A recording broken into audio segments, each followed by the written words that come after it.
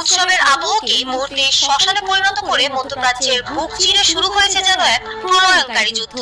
উৎসবের আমেজটুকু কেড়ে নিয়ে ইসরায়েলের ওপর বৃষ্টির মতো আছড়ে পড়েছে ইরানের ঝাঁকে ঝাঁকে ছোড়া শক্তিশালী ক্ষেপণাস্ত্র।